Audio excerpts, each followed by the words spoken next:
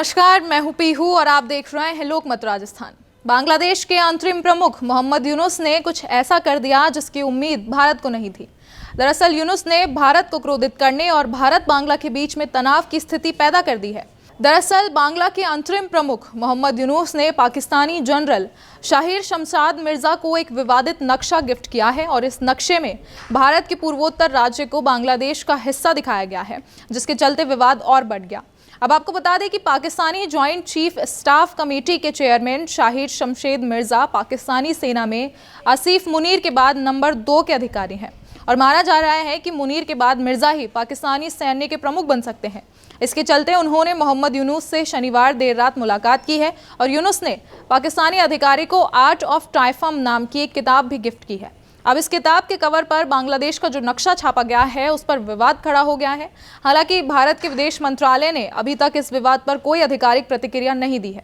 आपको बता दें कि आर्ट ऑफ ट्राइफम एक आर्ट बुक है जिसमें बांग्लादेश में जुलाई-अगस्त 2024 के छात्र जन आंदोलन के दौरान बने ग्रेफिट यानी कि दीवारों पर बनी चित्रकारी होती है और इसको लेकर बाकी चित्रों को दिखाया गया है। और पिछले साल सितंबर में भी अंतरिम प्रमुख सलाहकार यूनुस ने इसे जारी किया था। और फिलहाल ये किताब अभी सार्वजनिक तौर पर बिक्री के लिए उपलब्ध नहीं है, लेकिन बांग्लादेश के नेता पहले भी इस किताब को गिफ्ट के तौर पर इस्तेमाल करते रहे हैं और अभी हाल ही में यूनुस ने पाकिस्तानी जनरल शाहिर शमशाद मिर्जा को ये किताब गिफ्ट की है। और इससे पहले सितंबर 2024 में यूनुस ने कनाडाई पीएम जस्टिन ट्रूडो को ये किताब गिफ्ट की थी और इस किताब को गिफ्ट में देना अब एक राजनीतिक और कूटनीतिक संकेत माना जाता है।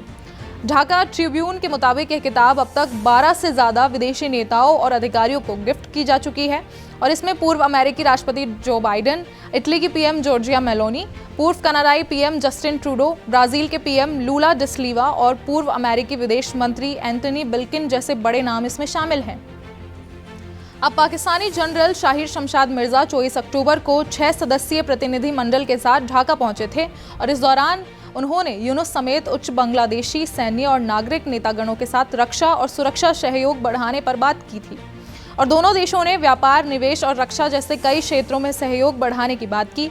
अब इसको लेकर जनरल मिर्जा ने कहा कि दोनों देशों के बीच में पुराने सांस्कृतिक और ऐतिहासिक रिश्ते हैं और वे इन रिश्तों को और मजबूत करना चाहते हैं। उन्होंने व्यापार और संपर्क बढ़ाने की संभावनाओं पर भी बात की है और जनरल मिर्जा ने बताया है कि हम दोनों देश एक दूसरे की मदद करेंगे और ये पहली बार नहीं है जब बांग्लादेश की तरफ से ऐसी हरकत की गई हो।